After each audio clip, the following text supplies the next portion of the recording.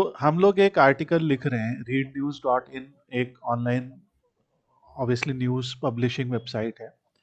तो इसमें हमने ये आर्टिकल मान लीजिए लिखा, थोड़ा एआई थोड़ा अपना इनपुट दे के और प्रॉपरली इसको लिख दिया, why do we dream science explains. तो ये हमारा यहाँ पे आर्टिकल है। और ये वर्डप्रेस का गुटेनबर्ग का जो इंटरफेस है वो है, ठीक है। ये जो एडिटर है ये गुटेनबर्ग एडिटर कहलाता है वर्डप्रेस में। और यहाँ पे आप देख सकते हैं कि जैसे किसी कंटेंट को आपको हेडिंग बनाना है, जैसे फॉर एग्जांपल इंट्रोडक्शन लिखा है वहाँ पे, ठीक है।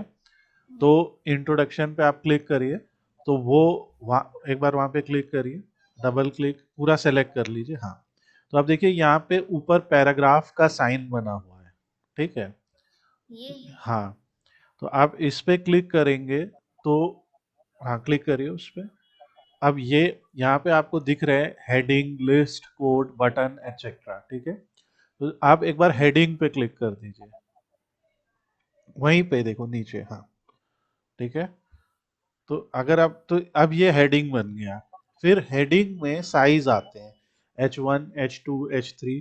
तो जो H1 होता है वो हम लोग रखते हैं अपने आर्टिकल की मेन हेडिंग के लिए, जैसे टाइटल के लिए फॉर एग्जाम्पल, ठीक है। ये है जैसे। जैसे वो है, हाँ। पर जो सब हेडिंग्स होती हैं उनको हम लिखते हैं। अब इंट्रोडक्शन एक प्रकार की सब हेडिंग है, तो हमने उसको यहाँ पे छोड़ दिया है उस तरीके से, ये है, ठीक है। तो इसमें भी आप उसी तरीके से ब्लॉक्स ऐड कर सकते हैं। अब वहां पे प्लस का साइन बना है ऊपर डब्लू के बगल में, तो इस ये प्लस के साइन पे आप क्लिक करेंगे तो यहाँ से, हाँ, आप ट्राई कीजिए। तो इससे जो है देखिए आपके सामने कुछ जो ऐसे एलिमेंट्स हैं हमारी साइट में वो आ गए। और नीचे देखिए ऊपर लिखा है द पोस्ट ग्रिड। ये आपको हर साइट में नहीं मिलेगा, ये कुछ ही साइट्स में होता है। मतलब ये जो साइट इंस्टॉल करेगी प्लगइन उसमें होगा, बट स्क्रॉल करेंगे तो नीचे आपको पैराग्राफ, हेडिंग, लिस्ट ये सब नजर आएगा। तो ये आपके कंटेंट राइटिंग में आपकी हेल्प करेगा, ठीक है। इसमें अगर हमें मैथमेटिकल एक्सप्रेशंस ऐड करने हैं तो वहाँ पे मैथ है। अगर हमें क्लासिक विजेट्स होते हैं तो वो आप ट्राई कीजिएगा। हम मोस्टली जो यूज करते हैं वो है पैराग्राफ, हेडिंग और लिस्ट मोस्टली। या अगर हमें किसी का कथन, किसी का कोट लिखना है तो कोट होता है। तो धीरे धीरे उसमें आएंगे। अगर आपको मीडिया इमेज जोड़नी है, ठीक है, तो आप यहाँ से मीडिया आपके सामने दिख रहा है, ठीक है। तो मीडिया में मीडिया अपलोड कर सकते हो आप, इमेज और ये सब। तो इमेज भी है, ओपन वर्स भी है, ये बाद में चेक करेंगे, बट ये एक ओवरव्यू है गुटेनबर्ग का, ठीक है। इमेजेस में सारी इमेजेस होंगी, ओपन वर्स एक है, उस पर भी बात करेंगे। और आपकी जो मीडिया लाइब्रेरी है, जैसे आपने जो मीडिया पहले से अपलोड कर रखे हैं वो भी होते हैं। अब ये छोटा सा क्रॉस आइकन बना है, इससे आप इसे बंद कर सकते हैं। तो यहाँ से ये गुटेनबर्ग आता है। अब यहाँ पे अगर हमें जानना है कि हमने जो आर्टिकल लिखा है तो इस आर्टिकल में हमने क्या सही किया है, क्या गलत किया है, from the point of view of SEO and from the point of view of readability, ठीक है। यानी कि यूजर के पढ़ने के आधार पे और यूजर और सर्च इंजन ऑप्टिमाइजेशन के आधार पे। तो इसके लिए हमने जो प्लगइन यूज की है वो है योस्ट एसईओ, ठीक है। योस्ट एसईओ आपको पता है वर्डप्रेस की जो प्रमुख प्लगइन्स हैं उनमें से एक है। वर्डप्रेस की दो तीन प्रमुख प्लगइन्स है जिसमें all in one SEO, rank math और योस्ट एसईओ है। सबसे ज्यादा प्रसिद्ध जो है वो योस्ट है, फिर उसके बाद रैंक मैथ है, फिर तीसरे नंबर पे आती है ऑल इन वन एसईओ और अदर प्लगइन्स, ठीक है। तो हम लोग ने देखा है योस्ट एसईओ अच्छा रिजल्ट देती है, रैंक मैथ भी देती है, दोनों ही से। यहाँ पे कुल मिला के बात ये होती है कि ये सिर्फ आपकी हेल्प करने के लिए है। एक्चुअल जो एसईओ होता है या एक्चुअल जो एआईओ होता है, यानी आर्टिफिशियल इंटेलिजेंस ऑप्टिमाइजेशन होता है, वो आपके खुद के आर्टिकल के दम पे होता है कि आपके आर्टिकल में कितना दम है, राइट, उस पे होता है। अब योस्ट का देखिए छोटा सा आइकन है, उस पे क्लिक कीजिए एक बार। वो वाई लिखा हुआ है और दो लाइट्स जल रही है वहां पे। तो इस पे आप क्लिक करेंगे, क्लिक करिए।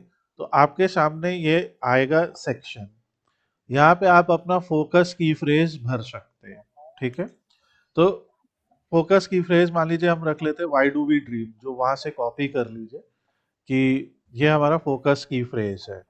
ठीक है, Why do we dream? हाँ, ये एक तरीके का साइंटिफिक या थोड़ा सा वैसा आर्टिकल है जिसमें थोड़ा सा अलग अलग यहाँ टाइप के पेस्ट करते हैं। फैक्ट्स डिस्कस किए जाते हैं। तो यहाँ पेस्ट करिए।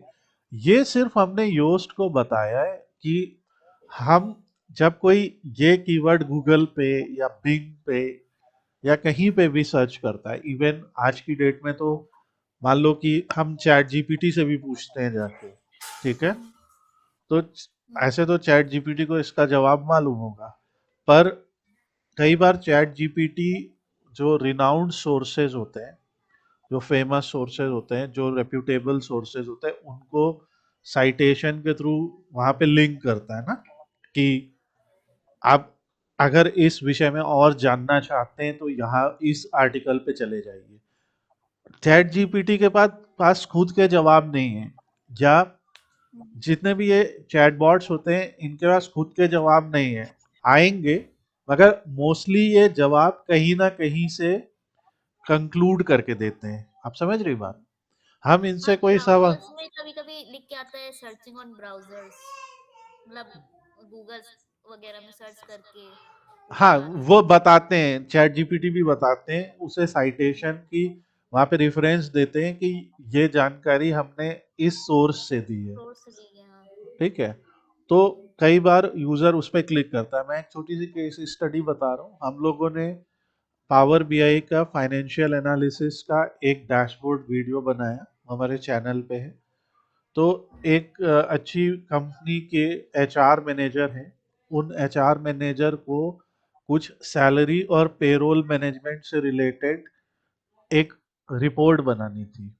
तो उन्होंने चैट जीपीटी से पूछा कि मुझे ये बनानी है, कोई ट्यूटोरियल हो तो आप बताओ, या उन्होंने एक ट्यूटोरियल के पॉइंट ऑफ व्यू से चैट जीपीटी पे सवाल डाला।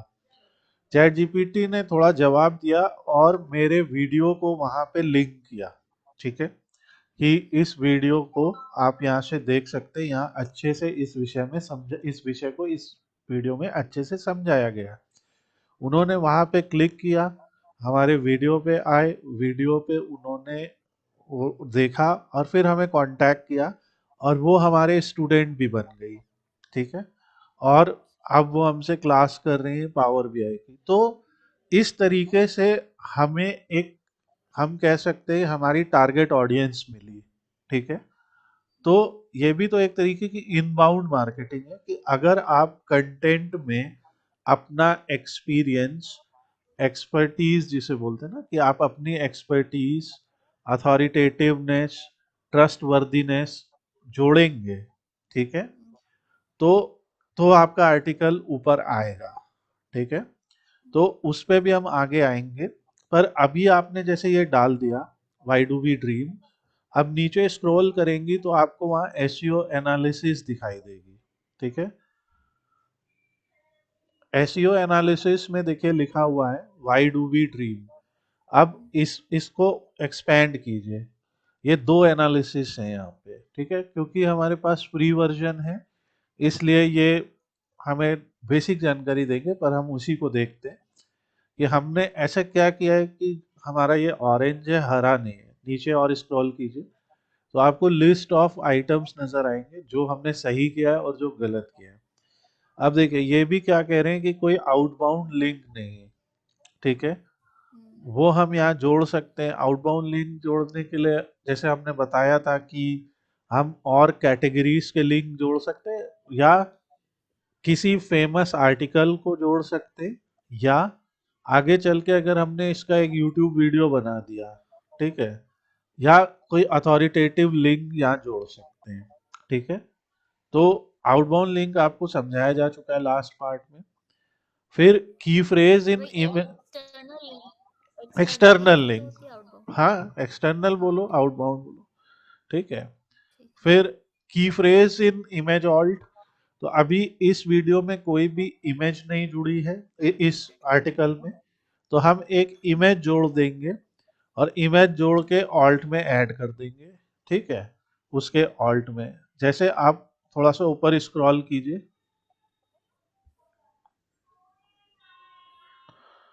और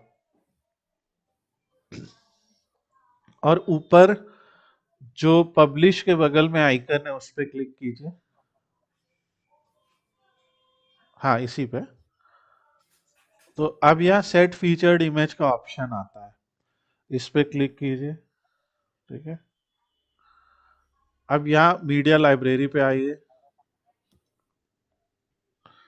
तो यहाँ बहुत सारे कुछ इमेजेस हैं, ठीक है। आप देख सकते हैं अभी यहाँ रिलेवेंट इमेज नहीं है, मगर ये यही कहते हैं कि कोई आप आइटम यहाँ पे इमेज जोड़िए और उसको लिख दीजिए। आप एक मिनट होल्ड कीजिए। तो आपने जैसे ड्रीम से रिलेटेड एक इमेज बनाई है, ये ड्रीम, हाँ, बच्चा सो रहा है या कोई सो रहा है, अच्छा है। अब देखो यहाँ पे इमेज अपलोड करते ही यहाँ पे टाइटल और ऑल्ट आता है, ठीक है। तो ये भी एसईओ फ्रेंडली होना चाहिए, ठीक है। एक चीज जो मैं आपको आगे सजेस्ट करूंगा कि ये जो इमेज है ये 459 केबी की है, ठीक है। काफी ज्यादा हैवी है ये इमेज। आपका पेज लोड होगा तो ये पेज लोड को स्लो कर सकती है, ठीक है। तो अभी आप इसको डिलीट कीजिए, यहाँ पे से डिलीट कीजिए, यहीं से। Delete permanently? हाँ, अभी कीजिए। और मैं बताता हूँ कि इन इमेजेस को लाइट वेट कैसे करना है। अच्छा। तो आपको गूगल पे सर्च करना है कंप्रेस जेपीजी या जेपीईजी, और ये वेबसाइट आएगी। पहली जो वेबसाइट है ये हमारी बहुत ट्रस्ट वर्दी वेबसाइट, वाला हम इसको 4-5 साल से तो यूज ही कर रहे हैं। ऑब्वियसली हम लोग इसको हम एसोसिएटेड नहीं है, बट एक अच्छी वेबसाइट। तो इसको आप ओपन करिए। अब यहाँ से देखिए जेपीजी, पीएनजी और जीआईएफ इमेजेस को कंप्रेस किया जा सकता है। तो आप जेपीजी पे सेलेक्ट फाइल करके वही फाइल अपलोड कीजिए। अब देखो ये क्या करेगा, ऑटोमेटिकली उसका बेस्ट रेशियो देखेगा। और नीचे आइए और अब यहाँ पे कंप्रेस पे क्लिक कीजिए। ऑल्दो वर्डप्रेस में हम लोग ऐसी प्लगइन्स का भी इस्तेमाल कर सकते हैं जो ऑटोमेटिकली ये काम करते हैं, पर देखो इसने 71% तक घटा दिया उसकी, ठीक है।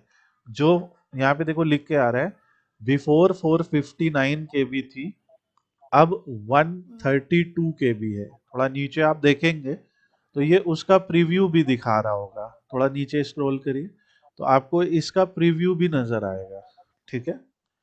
कि आप देखेंगे कुछ खास अंतर नहीं नजर आ रहा है, ठीक है, लगभग सेम ही लग रहा है। तो वेब पेज पे पब्लिश करने के लिए आप इस तरीके से क्वालिटी को कंट्रोल कर सकते हैं, ठीक है। और कोशिश कीजिए कि इमेज देखो, अनलेस एंड अनटिल नेसेसरी हो, कई बार ऐसा होता है कि हमें क्वालिटी दिखाना ही है इमेज की। अनलेस एंड अनटिल वो नेसेसरी हो, आप इमेजेस को अराउंड 100 केबी रखिए। इस तरीके से जो आपके वेब पेज का साइज है वो हल्का होगा, यूजर के ब्राउजर पे वेब पेज जल्दी ओपन होगा। और इस तरीके से एक स्टडी के अकॉर्डिंग अगर 3 से 5 सेकेंड में वेब पेज नहीं खुलता है तो यूजर वेब पेज छोड़ के भाग जाता है, राइट। बहुत सारे यूजर एक साथ 4-5 टैब खोल लेते हैं, जो हाँ। लेट खुलता है उसको नहीं देखते, राइट। तो आपका कंटेंट ज्यादा से ज्यादा देखा जाए ये। अब आप इसे यहाँ से डाउनलोड कर लीजिए। पर हाँ, ऊपर यहाँ ये पे सेव ऑल? सेव ऑल क्या, यहाँ पे कहीं डाउनलोड बटन होगा। हाँ, सेव एक ही तो हमने की है तो सेव ऑल कर लीजिए। dreams1.jpg हो गई। अब इसे आप अपने आर्टिकल में अपलोड कीजिए। अब यहाँ पे आगे एक और सजेशन है आपके लिए, सबके लिए जो लोग और भी देख रहे हैं, कि जो इमेज का नाम है, ठीक है, वो भी फोकस कीवर्ड जैसा रख दे तो क्या बुराई है। जैसे वाई डू वी हाँ, ड्रीम। पर उसी वो हम उसी से सेव कर रहे थे पर सेव नहीं हो रहा था, कुछ कोई इशू दिक्कत नहीं आ है, आप आगे कर लीजिए। कई बार ये होता है कि स्पेस देने पे प्रॉब्लम आती है नाम में, तो हम ऐसे लिख सकते हैं वाई स्पेस डू स्पेस, ठीक, और वाई डैश डू डैश एक हाइफन लगा सकते हैं। एनीवेज, अब हमारा फोकस कीवर्ड क्या था, वाई डू वी ड्रीम। तो वही फोकस कीवर्ड हम टाइटल में और ऑल्ट टेक्स्ट में पुट कर देंगे। अब इसको, चलेगा। हाँ, अब इसको आप सेट फीचर्ड इमेज कर दीजिए। ठीक है। ये एक और चीज जो आप ध्यान रखिएगा वो ये है कि इस इमेज का जो रेशियो है वो लगभग 16:9 हो। ठीक है। जब भी आप इसको बनाएं, कैनवा से बनाइए या किसी भी और टूल से बनाइए, तो 16:9 यानी 1280 बाई 720, 1600 बाई 900, इस तरीके का। ठीक है। अब आते हैं फिर प्रॉब्लम्स पे कि अब वो क्या कह रहा है। फिर नीचे उसी योस्ट वाले आइकन पे क्लिक कीजिए। भाई अब तो हमने उसकी एक बात मान ली ना कि चल भाई तू कह रहा था कि इमेज नहीं लगाई है, उसमें ऑल्ट नहीं है। तो थोड़ा अब एसईओ एनालिसिस को ओपन कीजिए और नीचे आइए। तो अब देखो कह रहा है वो एरर नहीं दे रहा है। ठीक है। अब कह रहा है कि आपका की फ्रेज मेटा डिस्क्रिप्शन में नहीं है। ठीक है। तो अब हम क्या करेंगे, इस आर्टिकल के लिए मेटा डिस्क्रिप्शन जनरेट करेंगे। ठीक है। और वो मेटा डिस्क्रिप्शन जनरेट करने के लिए आप खुद से भी लिख सकते हैं। आप ऐसे लिखेंगे कि in this article you will learn why do we dream, और you will learn about this concept why do we dream, ऐसा कुछ आप लिखेंगे। ठीक है। And dreams have fascinated humans since beginning of time, in this article you will learn how why do we dream, ऐसा। तो वो आर्टिकल का मेटा डिस्क्रिप्शन अब आपको बनाना है, एसईओ टाइटल बनाना है। ठीक है। ये सब आपको बनाना है। अभी हमने टेम्परेरली इसको पब्लिश कर दिया, कॉपी कर लिया इसका यूआरएल। और अभी हम माइक्रोसॉफ्ट कोपायलट पे आ गए।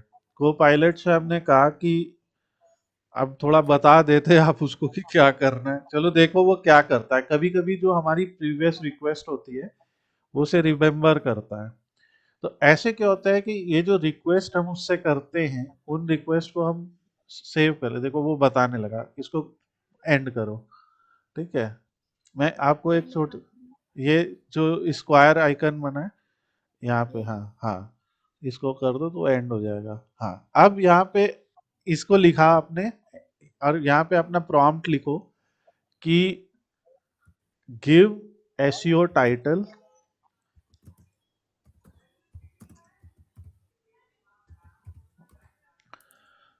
Meta description.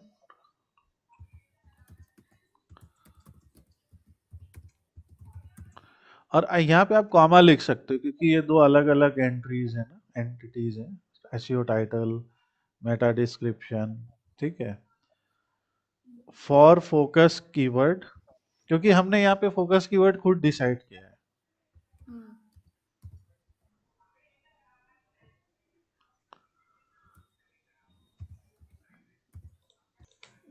और उस कीवर्ड को एक कोट में लिख दो, why do we dream, space देके।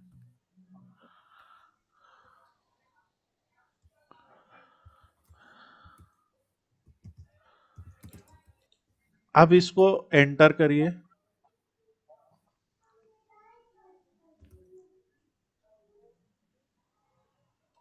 सो कोपायलट ने नॉट जस्ट बताया है, बट उसने बताया भी है कि ये क्यों अच्छा है। तो ये मेटा डिस्क्रिप्शन आप कॉपी कर लीजिए।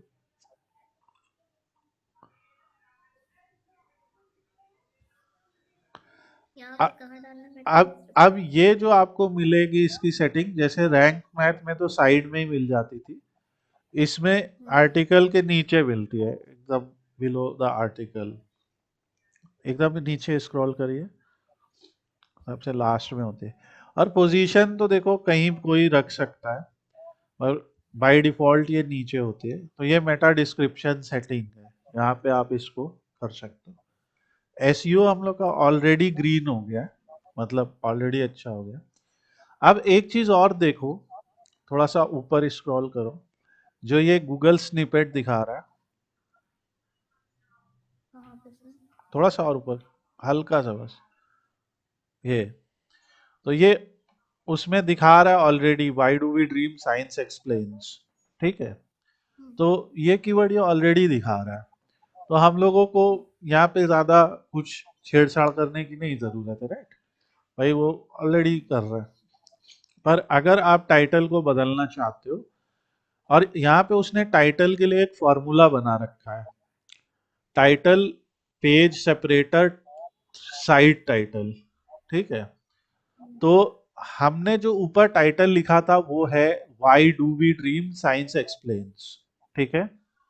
फिर पेज सेपरेटर है वो हैश, वो डैश जो वहां लगा है एक्सप्लेन्स के आगे, ठीक है। ये सेपरेटर एक्सप्लेन, है वो। वो सेपरेटर है। सेपरेटर मतलब होता है, कई बार ये होता है कि हम अपने टाइटल में एक नहीं दो या तीन कीवर्ड देना चाहते हैं, तो सेपरेटर का काम होता, सेपरेटर मतलब क्या, अलग करने वाला, ठीक है। कि जो सर्च इंजन क्रॉलर को साफ सुथरी तरीके से बता दे कि भैया ये दो अलग हो रहे हैं आप कीवर्ड्स, ठीक है, ऐसा। और उसके आगे हमने साइट टाइटल लगा दिया है, साइट टाइटल हमारी साइट की ब्रांडिंग, ठीक है। अब आप इसको सेव कर सकते हैं और ऊपर आप देख सकते हैं कि योस्ट सेटिंग में हम लोग का एक पार्ट ग्रीन हो गया है, ठीक है। तो अब आप इस पे क्लिक कीजिए, उस पे क्लिक करना। हाँ उसी आइकन पे क्लिक कीजिए। तो देखिए एसईओ एनालिसिस इसकी ग्रीन हो गई। अब रीडेबिलिटी एनालिसिस में आते हैं, और आप एडिशनल चीजें कर सकते हैं, जैसे इंटरनल लिंक देना आर्टिकल में, एक्सटर्नल लिंक देना आर्टिकल के अंदर, ठीक है। जो हमारा फोकस कीवर्ड है उसको एक सब हेडिंग में यूज करना, ये सब आप कर सकते हैं एडिशनली। तो ये रीडेबिलिटी में ये क्या कह रहा है कि आपके कुछ सेक्शंस जो हैं वो 300 वर्ड से ज्यादा हैं और किसी सब हेडिंग का उसमें इस्तेमाल नहीं है, ठीक है। तो आगे जब आप ऊपर स्क्रॉल कीजिए, आगे जब आप कंटेंट बनाएंगे, इसको नहीं, अपने आर्टिकल की को पढ़िए थोड़ा सा, आर्टिकल को। हाँ। तो आगे जब आप कंटेंट बनाएंगे तो आप कोशिश करेंगे कि छोटे छोटे पैराग्राफ, ऑल तो यहाँ पे ये छोटे छोटे पैराग्राफ्स हैं, ठीक है, मुझे ये सही लग रहा है। पर क्योंकि वो कह रहा है कुछ सेक्शंस ऐसे हैं जहाँ पे ऐसा है और आपने कोई सब हेडिंग नहीं लगाई है, ठीक है। होता क्या है मुझे कि, बस हाँ होता क्या है कि जब सब हेडिंग हम लगाते हैं तो यूजर उससे इंगेज्ड रहता है, ठीक है। पर ये केस टू केस डिपेंड करेगा, ऐसा जरूरी नहीं कि सब जगह हम जबरदस्ती सब हेडिंग्स लगाने लगेंगे, ठीक है। मान लो हम एक बड़ा टेक्स्ट लिख रहे हैं, एक अभी मान लो हम एक नॉवेल जैसा कुछ लिख रहे हैं या कुछ ऐसा जहाँ आप यूजर को एंगेज करना चाहते हो, तो ये है।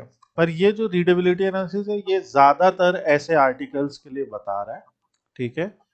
तो इसके लिए बस एक प्रॉम्प्ट में हम, अगर हम इसी आर्टिकल को कॉपी करके आगे पेस्ट करते हैं प्रॉम्प्ट में, तो हम ये कह सकते हैं कि break this complete article into 5 paragraphs of 300 words each and give suitable heading to each paragraph, ठीक है, ऐसा। ये मतलब। हाँ आप वो खोलिए जरा फर्स्ट वेब पेज जो आप प्रैक्टिस कर रहे थे, first web page dot H T M L, जो आप, नहीं यहीं पे यहीं पे, हाँ ये आपका टैब मैंने देखा अभी। तो अब देखो यहाँ पे आपने लिखा हेड के अंदर टाइटल और meta name is equal to description, ठीक है। तो ये एक्चुअली में एसईओ टाइटल और एसईओ डिस्क्रिप्शन है। जो जो एसईओ डिस्क्रिप्शन है वो कंटेंट में जाता है, जो लिखा है ना कंटेंट इक्वल टू, जहां पे आपने पीएचपी कोर्स लिख रखा है तो वहां पे जाता है, ठीक है। और जो हमारा एसईओ टाइटल है वो यहाँ जाता है। तो होता क्या है, वर्डप्रेस एक तरीके का सीएमएस है, कंटेंट मैनेजमेंट सिस्टम। ये क्या करता है भाई, हमें कोड, हर किसी को कोडिंग तो आती नहीं, ठीक है। नहीं। कई लोग तो कोडिंग देख के ही घबरा जाते हैं कि ये क्या हो रहा है। तो वो क्या करता है कि आपको एक उसने फॉर्म दे दिया है, इजी टू सी फॉर्म योस ने दे दिया। उस फॉर्म में आप वहां पे जाके बस वैल्यूज फिल कर रहे हो, ठीक है। पर योस्ट क्या कर रहा है, डेटाबेस में उन वैल्यूज को सेव कर रहा है और फिर पीएचपी जो लैंग्वेज है वर्डप्रेस की, वो उस वैल्यू को पढ़ के हर पेज के टाइटल और मेटा में ऐसे चिपका दे रही है। Are you getting this point? ये पीछे हो रहा है जिससे हमें लेना देना नहीं है फिलहाल। पर अगर आप एक फुल स्टैक वेब डेवलपमेंट करते हैं तो वहां पे आपको ये सब ऑप्शंस बनाने होंगे। ठीक है, तो एक्चुअली में हर वेब पेज जब हमें दिखता है तो वो एक HTML पेज होता है। ठीक है, लेकिन उसके पीछे कई सारी प्रोग्रामिंग लैंग्वेजेस काम कर रही होती हैं उस HTML पेज को हम तक लाने के लिए। ठीक है, ये चीज है। तो इसके लिए एक मेरा आर्टिकल है, difference between static and dynamic coding, वो मैं भेज दूंगा, आप थोड़ा सा उसको देखेंगे तो आप static programming languages and dynamic programming languages क्या क्या होती है तो उस पर थोड़ा आपको आइडिया होगा। अभी आप न्यू पे जाइए, जो हम लोग ने प्रॉम्प्ट कॉपी किया था। यहाँ पे एक प्रॉम्प्ट हमने लिखा है, generate an article on this topic. Topic आप यहाँ बदल देंगे। ठीक है, आप यहाँ वाई डू पे, वी ड्रीम। हाँ, अब यहाँ पे अभी नहीं, अभी यह नहीं करना आपको, आगे मैं कोई और टॉपिक दूंगा उस पे कीजिएगा। ठीक है, ठीक फिर है। इसमें हम एक लाइन और लिख सकते हैं, उसी के आगे लाइन नंबर 2 पे आप लिख सकते हैं,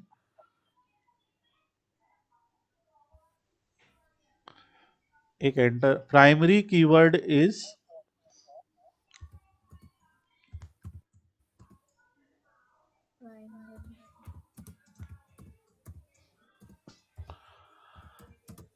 अब उस बिजनेस के लिए जो भी प्राइमरी कीवर्ड होगा जिस पे आप आर्टिकल लिख रहे हैं वो यहाँ आ जाएगा। जैसे मेरे लिए प्राइमरी कीवर्ड है डिजिटल मार्केटिंग कोर्स। ठीक है, लिखना तो है। अभी नहीं, आपको एक आर्टिकल, एक एग्जांपल दे रहा हूँ कि ओके। मेरा एक डिजिटल मार्केटिंग इंस्टीट्यूट है, डेटा एनालिसिस इंस्टीट्यूट है, तो मेरे लिए प्राइमरी कीवर्ड्स हैं digital marketing course, data analysis course, digital marketing institute, यही है ना? ठीक है, तो मैं आर्टिकल लिखते वक्त कह दूंगा कि, एक उदाहरण है, तो उस आर्टिकल के लिए जो भी प्राइमरी कीवर्ड होगा मैं वहां पे लिख दूंगा और वही हमारा फोकस कीवर्ड होगा। ठीक है, फिर नीचे एंटर कीजिए और फिर लिखिए सेकेंडरी कीवर्ड्स आर।